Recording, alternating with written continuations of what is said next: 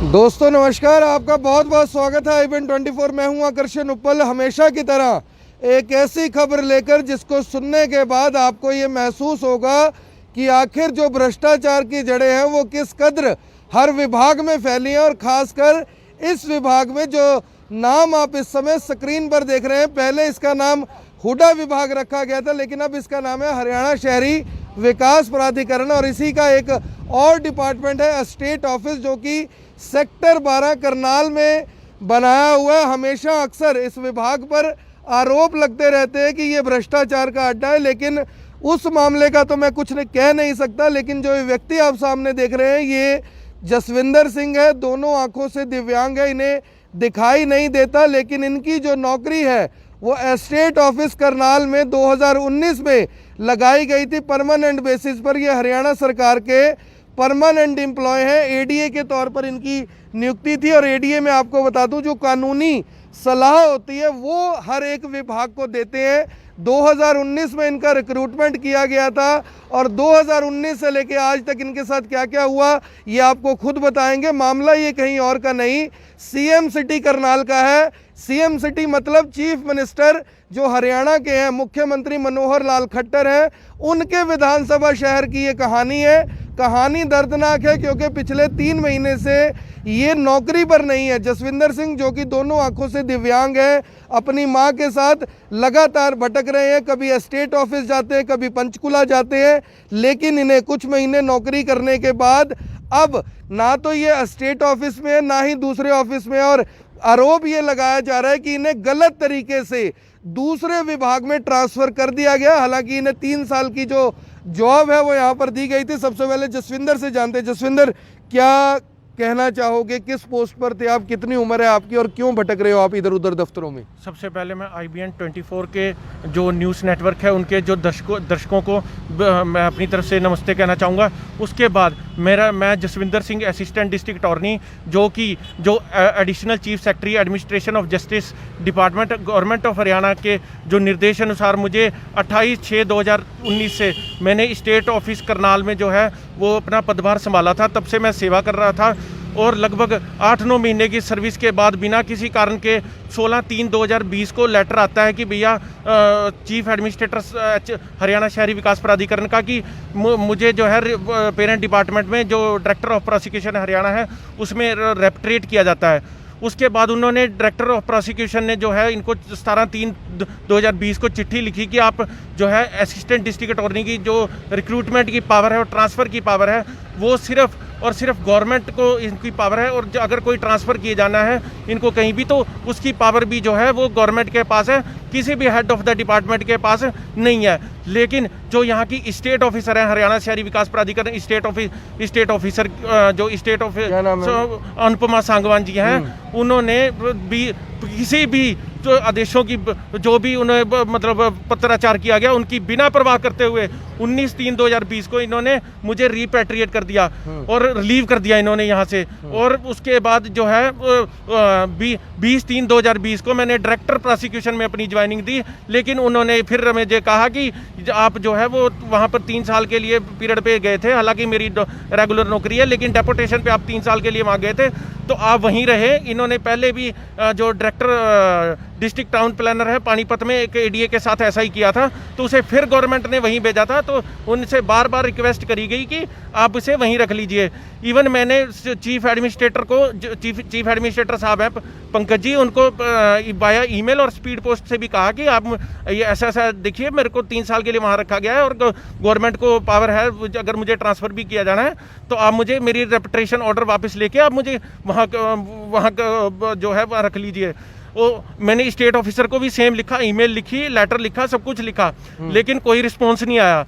और उसके बाद जो है मैंने एडिशनल चीफ सेक्रेटरी साहब को भी ये इसके बारे में कहा कि मुझे मेरी हाथ जोड़ के विनती है कि मेरे को कोरोना का टाइम चल रहा है सर, मेरे को पैसों की बहुत ज़रूरत है, सैलरी की हर पर्सन को जरूरत होती है। 25-26 साल सैलरी वगैरह कुछ नहीं मिल रहा आपको भी? इवन जो मैंने दिन लगाए हैं इनको इनके जो मुझे रेपेट्रेट किया गया है 16/3/2020 को, इससे पहले जो मेरा 20-21 दिन जो लगाए हैं उसकी भी इवन सैलरी इन्होंने अभी तक मुझे जो है मेरे अकाउंट में नहीं डाली है। और जबकि प्राइम मिनिस्टर मोदी साहब खुद कह रहे हैं कि किसी भी व्यक्ति को ड्यूरिंग द लॉकडाउन किसी को भी जो है वो मतलब नौकरी से ना निकाला जाए, किसी की सैलरी ना रोकी जाए। लेकिन प्राइवेट सेक्टरों की तो पता नहीं, लेकिन गवर्नमेंट में यहाँ जहाँ पर रेगुलर जॉब है, कॉन्स्टिट्यूशनल प्रोटेक्शन होने के बाद भी जो है ये विकलांगों के साथ ऐसा कर रहे हैं। मुझे हैरानगी होती है कि अगर विकलांग के साथ ऐसा किया जाता है तो और किसी के साथ क्या किया जाता होगा कि सरकारी कर्मचारी के साथ ये लोग ऐसा कर रहे हैं, तो आम आदमियों के साथ ये क्या करते होंगे, आई डोंट नो इवन। तो इन्होंने, मुझे ऐसा लगता है कि इनको ईमानदारी जो है मेरी पसंद नहीं आई, और जो ऑनेस्टी जो मैंने इस विभाग में रहते हुए जो 8-9 महीने ईमानदारी से कार्य किया उसकी सजा मुझे ये लगा रहे हैं, उसकी सजा मिल रही है। मैं 1 मिनट आपको रोकूंगा। दोस्तों, अगर अपने बच्चों को आप ये पढ़ाते हैं कि honesty is the best policy, जो हमने हर किताब में पढ़ा है, हर किताब जो स्कूल में हमें पढ़ाई जाती थी उसमें एक लाइन होती थी, honesty is the best policy. 2020 में इस लाइन का कोई मतलब और कोई मकसद नहीं है। ये बात मैं नहीं, एडीए जो कि खुद स्टेट ऑफिस हुड्डा जो कि करनाल के अंदर है, उसके अंदर स्टेट ऑफिस है, उसके अंदर ये दफ्तर बनाया गया है। और एचसीएस अधिकारी अनुपमा सांगवान, इनकी मनमर्जी के जो मामले हैं पहले भी बहुत सामने आए हैं, और अपने ही विभाग के अधिकारी के ऊपर, अधिकारी के पोस्ट पर हैं ये, इनके साथ किस तरह से जुल्म हो रहा है ये आप समझ सकते हैं। लॉकडाउन के दौरान इन्हीं की जो नौकरी है, डेपुटेशन है, जो कि 3 साल के लिए थी, उससे पहले ही इन्हें हटा दिया गया। जबकि इनका आरोप है, इनका कहना है कि कोई भी व्यक्ति जो डेपुटेशन पर आता है, हेड ऑफ द डिपार्टमेंट जो डिस्ट्रिक्ट का होता है, उसके पास किसी तरह की कोई पावर नहीं है कि वो उसे रिलीव कर दे।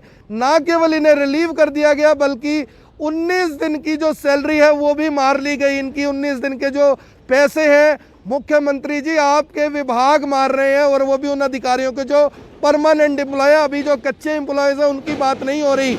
आज तो एक ऐसा अधिकारी सामने आ गया जो कि परमानेंट नौकरी पर है, आप ही की सरकार ने उसे नौकरी दी और आप ही के जिले में उसे दर दर की ठोकरें खानी पड़ रही हैं। जसविंदर, आगे क्या बताना चाहोगे? आप कह रहे हो ईमानदारी की सजा मिल रही है, मुख्यमंत्री जो कहते हैं कि मेरे करनाल के अंदर भ्रष्टाचार बिल्कुल खत्म हो चुका है, फिर आपको ईमानदारी की सजा कैसे मिल सकती है? सर, कुछ करप्शन खत्म नहीं हुआ, मुझे ऐसा लगता है करप्शन बढ़ गया। यहाँ पर जो एजेंट हैं और हरियाणा शहरी विकास प्राधिकरण स्टेट ऑफिस के जो कर्मचारी हैं उनके बीच एक नेक्सस बना हुआ है, दलालों का नेक्सस है। दलालों का नेक्सस है यहाँ पे। जो डीलर्स हैं वो काम कराते हैं इनसे, और फिर जब इनको पता इनके इशारों पर कोई काम नहीं करता तो उसके साथ यही ऐसे ही करते हैं, मतलब कि उनको फिर जहाँ तो इनके पास रिपैट्रिएट है या कुछ है।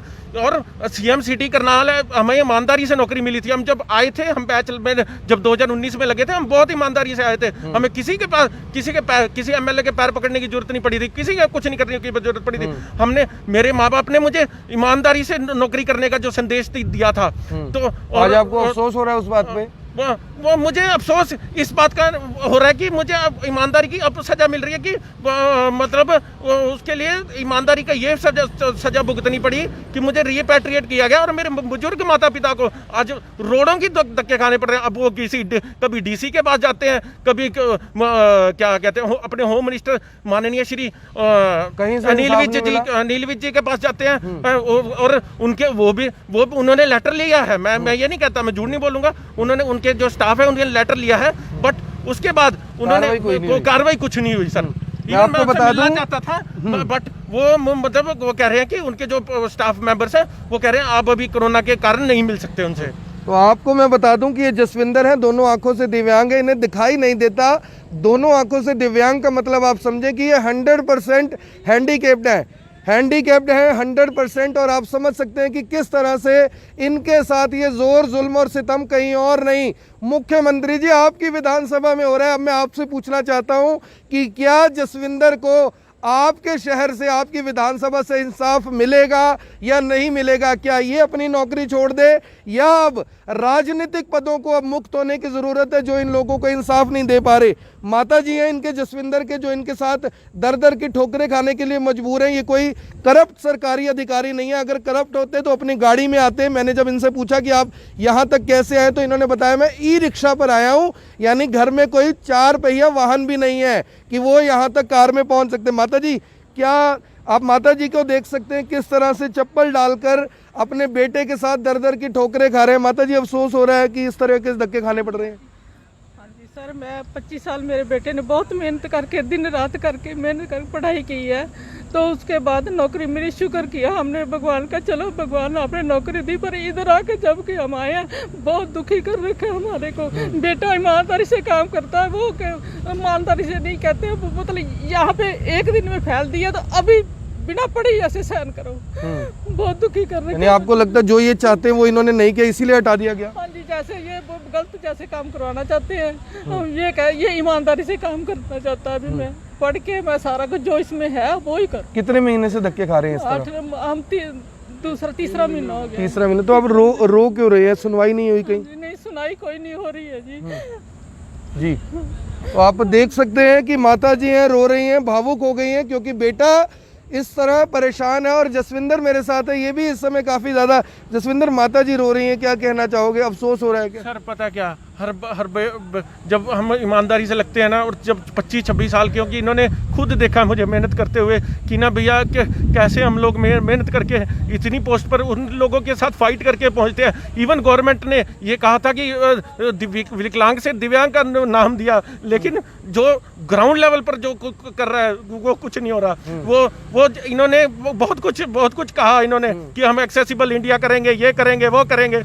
इवन हमारे को पढ़ाई के लिए मैंने खुद जद्दोजहद करी और यहाँ तक पहुँचा, और उसके बाद कोई इनकी तरफ से कोई फैसिलिटी नहीं देते। और हम जब इनके उससे वहाँ से पहुँचते हैं तो ये फिर तो इनकी गुंडागर्दी देखने को मिलती है कि हमें लोग ये रिपैट्रिएट करते हैं, अपने या तो अपने इशारे पर नाचने के लिए मजबूर करते हैं, जहाँ फिर अगर इनके इशारे पर ना नाचो तो फिर ये रिपैट्रिएट ऐसे करते हैं। और ये मतलब इनको जब पता है, एक सीनियर ऑफिशियल कह रहा है कि आप इन्हें नहीं रेपेट्रिएट कर सकते, इनके मेरे सर्विस टर्म्स एंड कंडीशन इनके पास है, सब कुछ है, फिर भी ये जानबूझ के वो उसके परेशान करने का ये इनको सिर्फ बहाना चाहिए था कि किसी तरह परेशान किया जाए। और कमाल की बात है, ये चीज़ें अगर इन्होंने जानबूझ के मुझे लॉकडाउन के दौरान किया। कोरोना वायरस का उधर से फुल अटैक है कि और पीक पे है कोरोना वायरस, जब इन्होंने मुझे लॉकडाउन के अंदर तो किया है कि ताकि ये कहीं जाने के लिए भी ना बचे, ना हो कहीं सुनवाई ना हो, ताकि ना तो कोर्ट का रास्ता खुले इसके लिए, ना कोई बड़े अधिकारियों से ये मिल सके। इन्होंने जानबूझकर बिना वजह के लॉकडाउन के दौरान मुझे ऐसा किया कि अब अगर आपको सैलरी नहीं मिलती, सही से नौकरी मिलती, क्या कोर्ट जाएंगे? बिल्कुल अब मैं छोड़ूंगा, अब मैं अपनी हक की लड़ाई लड़ूंगा।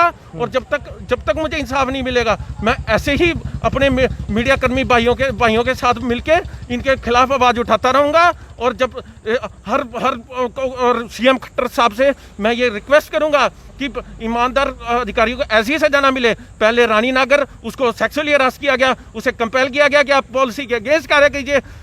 फिर क्यों जब पॉलिटिकल प्रेशर बनता है इनके ऊपर या मीडिया वाले प्रेशर बनाते हैं, तो तब ये इनकी आंखें क्यों खुलती है, मुझे समझ में नहीं आता। क्यों जब एक जो सरकारी अधिकारी रोड पे आता है तब इनको क्यों होश आती है, पहले क्यों नहीं आती इनको? कि जब इनको पता है, इवन सीएम विंडो पे मैं कंप्लेंट करने गया, वहाँ पे पर्सन ही नहीं बैठा, कमाल की बात है। और जबकि इस टाइम पे इनको सीएम विंडो के सीएम तक, सीएम साहब तक आवाज किसी की पहुंच ना पाए, इसलिए हटाया गया। बिल्कुल इनकी ताकि इनको दुख दर्द लोगों के सुना ही ना सके। मीडिया वाले की बात नहीं करने देते। यहाँ कोई मीडिया जो करनाल वाले है ना, उनको पता नहीं क्या सिखा रखा है, वो भी कुछ नहीं सुनते। अब आपने हमें बुलाया, कितनी देर में आगे माता जी? हाँ जी, आप तो जल्दी आ गए। आप सबसे मैं कहता हूँ IBN 24 न्यूज़ नेटवर्क का बहुत बहुत शुक्रिया, जो हम बिल्कुल भाई को मिनट में फ़ोन किया, मिनट में आया भाई हमारी दुख दर्द सुनने के लिए, ताकि जो हमारा दुख दर्द है वो पहुँचे। कुछ उम्मीद है अब आपको? सर मुझे नहीं लगता कि ये कुछ हो पाएगा। बाकी मैं फिर भी सीएम खट्टर साहब से यही रिक्वेस्ट करूंगा और माननीय नील विज सर से यही रिक्वेस्ट करूंगा कि इनका कुछ करें, इनका कुछ करें। मैं आपको बता दूं, जो ये विभाग है ये सीधा मुख्यमंत्री मनोहर लाल खट्टर के अंतर्गत आता है, पूरी सरकार उनके अंतर्गत आती है। लेकिन सरकार के हालात क्या है वो आप देख लीजिए। कोई अधिकारी यानी ठेंगे पर, जिसको ठेंगा कहते हैं कि ठेंगे के ऊपर पूरा कानून रखा गया है, नियम कायदे कानून रखे गए हैं, वो कहीं ना कहीं गलत नहीं होगा। मेरे साथ जो व्यक्ति इतनी देर से इस खबर को देख रहे हैं उनसे एक बार बात करते हैं। सर, एक दिव्यांग है, दोनों आंखों से दिखाई नहीं देता, सरकार के दावे बड़े बड़े हैं, क्या लग रहा है आपको इनके साथ तो बहुत ज्यादा नाइंसाफी हो रही है? इनको इनका हक मिलना चाहिए, सरकारी नौकरी में है और न कहीं सरकार से यही अपील करेंगे भाई इनको इनका हक मिलना चाहिए। और करनाल के अंदर जिस तरह के हालात हैं, आपको लगता है ऐसा होना चाहिए? सीएम सिटी में तो ऐसा नहीं होना चाहिए। सीएम सिटी में ऐसा नहीं होना चाहिए, ये बड़ी बात है। जसविंदर के पिता भी यहाँ पर पहुंच गए, आप देख सकते हैं। रिटायर्ड आर्मी पर्सनल है, लेकिन क्योंकि 2 नंबर की कमाई नहीं है, कोट पैंट टाई के साथ आपको नहीं दिखेंगे, ब्रांडेड इनके पास शूज नहीं है। बेटे को सरकारी नौकरी मिली थी, उस दिन बेहद खुश थे, लेकिन आज जरूर उदास और मायूस है। सर, क्या कुछ बताना चाहेंगे? ऐसी उम्मीद थी कभी कि ऐसे भी हालात और दिन आ जाएंगे? हमारे को तो ऐसी कोई उम्मीद नहीं थी, लेकिन जब से आया इस डिपार्टमेंट ने इतना परेशान कर रखा है, इतना दुखी हमारे को, सारे परिवार को कर रखा है, जिसकी कोई हद नहीं।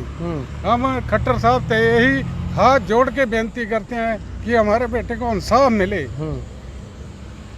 आपकी आंखों में आंसू हैं, ऐसा क्यों? 25-26 साल से इसने मेहनत की है, माता ने ना साथ साथ धक्के खाए हैं, अंधेरी नहीं देखी, बारिश नहीं देखी, धूप नहीं देखी, धक्के खाए हैं साथ साथ।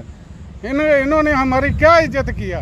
हमारे बेटे को हमारा हक मिलना चाहिए, उसको नौकरी पे वापस बैठाना चाहिए।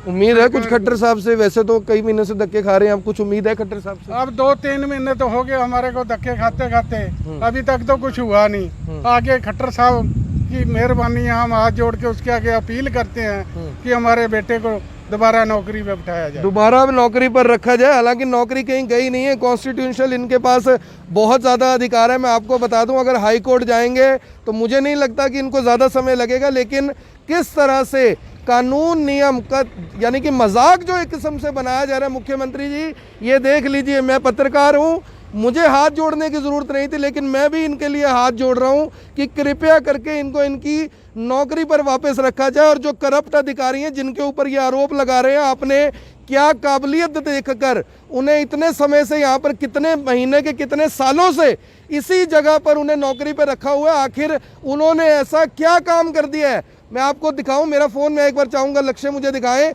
इस खबर को चलाने से पहले मैंने कोशिश की थी कि मैं एक बार अनुपमा सांगवान जो HCS अधिकारी हैं, यहाँ की स्टेट ऑफिसर हैं, उनसे एक बार बात कर लूँ, लेकिन उन्होंने मेरा फ़ोन नहीं उठाया। उससे पहले भी मैं उनसे कई बार बात करने की कोशिश कर चुका हूँ अलग अलग मामलों में, लेकिन ये अधिकारी ऐसी है, मैं नहीं जानता कि इनके अंदर ऐसी क्या काबिलियत है कि ये किसी का फ़ोन नहीं उठाती। ये देख लीजिए, मैंने अभी थोड़ी देर पहले इनका फ़ोन मिलाया था, ये देख लीजिए 1:34 पर मैंने इन्हें फ़ोन किया था। ऊपर लिखा आ रहा है HCS अनुपमा सांगवान। कोई भी अधिकारी ऐसा नहीं मैंने देखा जो एक पत्रकार का फ़ोन ना उठाए। अगर पत्रकारों का फ़ोन ये लोग नहीं उठाते तो एक एम्प्लॉय का, एक आम आदमी का जो यहाँ पर सारा दिन सुबह से शाम तक धक्के खाता रहता है, उनका फ़ोन कैसे उठाएंगे? क्योंकि इस दफ्तर के अंदर दलालों का बोलबाला है, दलाल पूरी तरह से सक्रिय है। मुख्यमंत्री जी आप कितने भी दावे कर लीजिए, मोदी जी कितने भी दावे कर लें कि हम करप्शन फ्री सिस्टम देंगे, लेकिन जिस सिस्टम को वो करप्ट फ्री करने की बात करते हैं, वो पूरे का पूरा करप्शन का कीड़ा इसी दफ्तर के अंदर बैठा हुआ है। और आप ये देख लीजिए कि एक दिव्यांग जो दोनों आंखों से देख नहीं सकता, उसके साथ किस तरह से नाइंसाफ़ी हो रही है। जसविंदर जी, अब अंत में क्या कुछ कहना चाहेंगे? जो लोग आपको देख रहे हैं, आजकल सोशल मीडिया में बड़ी पावर है, लोग शेयर करते हैं खबरों को, कमेंट करते हैं, जलील करते हैं सरकार को, क्या कुछ लोगों से अपील करना चाहेंगे? सर, मेरी आपसे, आपके माध्यम से मेरी यही रिक्वेस्ट है कि मेरी जो आवाज़ है ना, वो माननीय चीफ मिनिस्टर जो हैं हमारे श्री मनोहर लाल खट्टर जी, उन तक पहुंचाई जाए, ताकि उन तक ये बातें पहुंचे। इसके अलावा जो हमारे अनिल विज जी हैं, जो होम मिनिस्टर हैं, उन तक ये बातें पहुंचे। और मुझे जो है ज़्यादा से ज़्यादा मैं लोगों से यही रिक्वेस्ट करूंगा कि जो यहाँ पर उनके जो आपके खिलाफ होता है ना, जो आपके साथ जो बेन्यायी होती है, आप भी आवाज़ उठाएं और मेरी आवाज़ उन तक पहुंचाए जिन तक ये लोग पहुंचनी चाहिए, ताकि ये जो यहाँ पे नेक्सिस बना के बैठे हुए हैं ना, ये जो लोकल यहाँ पे बैठे हुए हैं, इनको पता चले कि भैया एक विकलांग को या किसी आम आदमी को जो तुम्हारी तरह गाड़ियों में नहीं घूमता, जो मतलब सूट बूट पहन के नहीं घूमता, वो कम से कम उसे इंसाफ तो मिले। उसका जो हक है, जो उसके लिए जो लीगली जो उसके वैलिड जो हक है, कम से कम उसको वो तो मिले। आप खुद एक अधिकारी हैं, आपको ही न्याय नहीं मिल पा रहा है, आम आदमी को क्या न्याय मिलता होगा यहाँ से? वही तो हैरानी की बात है। आप अशोक खेमका को देख लीजिए, उनका बार बार ट्रांसफर कर दिया जाता है। ईमानदारी से काम करते हैं, ईमानदारी से उन्होंने कई घोटाले डिस्क्लोज किए हैं, उनका बार बार ट्रांसफर कर दिया जाता है। रानी नागर, उनको भी ऐसे ही हरास किया गया। अब मुझे यानी कि तीसरा नंबर आपको लग रहा है कि अब जसविंदर सिंह का लग गया है 2019 से ही। अब मेरे पीछे ये लगे हुए हैं। अब पता नहीं ये लड़ाई कहाँ तक पहुंचेगी, लेकिन अब तीसरा नंबर मेरा है। अब ये देखते हैं कि चौथा नंबर मेरा होगा, क्योंकि मैं इनके साथ हूँ। दोस्तों, हमेशा की तरह हर जरूरतमंद के साथ IBN 24 खड़ा होता है। चौथा आदमी अब मैं हूं जो इनके साथ हूं, चाहे ये हाई कोर्ट तक जाना चाहें। जितना असिस्ट मैं इन्हें कर पाऊंगा, जहां तक कर पाऊंगा ज़रूर करूंगा। लेकिन आप लोगों से ये अपील ज़रूर है कि जो भी लोग इस खबर को देख रहे हैं, इस खबर को शेयर ज़रूर करें।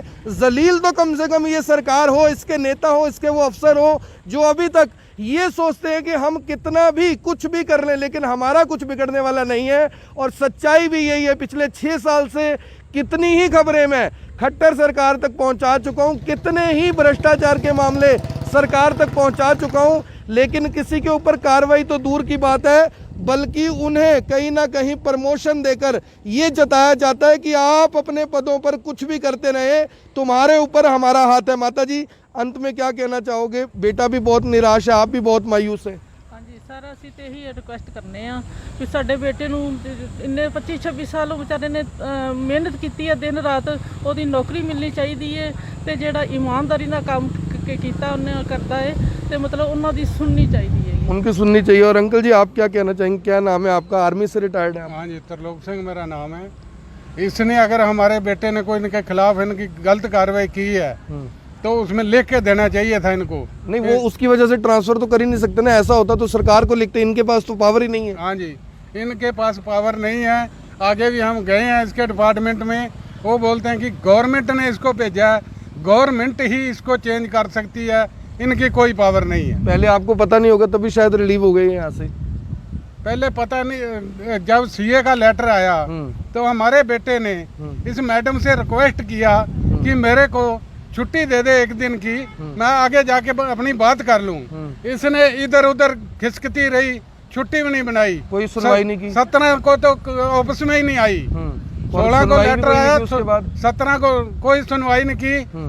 फिर इसने वो अपना लेटर बना के हमारे को पकड़ा दिया, बोला उधर जाके अपना ज्वाइन करो। उधर बोलते हैं हम 3 साल के लिए तेरे को उधर भेज रखा है, उनकी पावर नहीं है, वो वहाँ से नहीं कर सकते, इसको पोस्टिंग भी कर सकती तो गवर्नमेंट ही कर सकती है। जय जवान के साथ अन्याय हो रहा है। जो सरकारें, नेता या स्टेजों पे खड़े होके बोलते हैं जय जवान जय किसान, आप तो खुद जवान रह चुके हैं, कुछ लग रहा है आपको कि इनकी बातों में कुछ दम है नेताओं की? हमारे को तो नहीं लग रहा, जैसे हमारे ही साथ ऐसा हो रहा है, और भी कईयों के साथ हुआ है। बेटे ने बता ही दिया, 2-3 आदमियों के साथ और भी ऐसे हुआ है। तो ऐसा तो नहीं होना चाहिए। ईमानदारी की जो सजा मिल रही है, जय जवान के बड़े नारे हो गए नेताओं जी। बहुत आपने वाहवाही लूट ली कोरोना के अंदर, ये फंड बना, वो फंड बना, ये पैसा हेंट, वो पैसा हेंट। अगर कुछ देना है, अगर आप कहते हैं इनको 20 लाख करोड़ रुपए में से कुछ नहीं चाहिए, पूछ लेते हैं, शायद 20 लाख करोड़ रुपए चाहिए या नौकरी वापस चाहिए? सर, नौकरी वापस चाहिए। लग रहा है 20 लाख करोड़ जरूरी है या नौकरी जरूरी है? नौकरी ज़्यादा जरूरी है। और उन तक जो गरीब, मैं अपने से भी एक इंसानियत के तौर पे भी इनको कहना चाहूँगा, जो प्रवासी मजदूर वगैरह हैं, जो बेचारे रोडों पे सड़कों पे मर रहे हैं, उनकी भी हेल्प करी जाए। उनकी भी हेल्प करी जाए। और सर, मैं ये पूछना चाहूँगा, जैसे 3 महीने की सैलरी नहीं मिली, अब आप क्या चाहते हैं? सैलरी और नौकरी दोनों चाहिए वापस? नौकरी दोनों चाहिए मुझे। सैलरी और नौकरी दोनों चाहिए। और ये सिर्फ तब संभव हो सकता है अगर आप इस खबर को ज़्यादा से ज़्यादा शेयर करेंगे। आप सभी लोगों से हाथ जोड़कर ये अपील है कि जसविंदर को न्याय दिलवाने के लिए, जो आपके शहर, आपके हरियाणा से है, आपके शहर करनाल से है, मुख्यमंत्री जी की विधानसभा करनाल से है, इसे न्याय मिल सके, इसलिए इस खबर को शेयर ज़रूर करें और कमेंट बॉक्स में ज़रूर बताएं कि ऐसी सरकारों के साथ, ऐसे नेताओं के साथ मैंने एक भी नेता आज तक ऐसा नहीं देखा जिसे वक्त से पहले छुट्टी कर दिया जाए, जिससे छुट्टी की जाती है वो फिर से आ जाता है। लेकिन क्योंकि जसविंदर चापलूस नहीं है, क्योंकि ये भ्रष्ट नहीं है, इसके बड़े बड़े नेताओं और अफसरों के साथ कोई संबंध नहीं है, इसलिए दर दर की ठोकरें खाने को मजबूर है। और पूरे का पूरा परिवार ई रिक्शा पर घूम घूम कर ये गुहार लगा रहा है कि कोई हमारी सुनवाई कर लो, कोई तो हमारे बेटे की नौकरी वापस दे दो, लेकिन फिलहाल सुनने वाला कोई नहीं। आप ये सीधी तस्वीरें देख रहे हैं करनाल के एस्टेट ऑफिस से, जो कि करनाल के सेक्टर 12 में है। भ्रष्टाचार के अड्डे के नाम से इसे जाना जाता है। दलालों का यहाँ पर बोलबाला है, लेकिन अधिकारियों के साथ, ईमानदार अधिकारियों के साथ क्या कुछ हो रहा है वो आपने देख लिया। आपसे अपील रहेगी कि जो भी लोग इस खबर को देख रहे हैं, इस खबर को शेयर जरूर करें। आप देख रहे हैं IBN 24, मैं हूँ आकर्षण उपल अपने सहयोगी लक्ष्य वर्मा के साथ, आप सभी के साथ लाइव। धन्यवाद।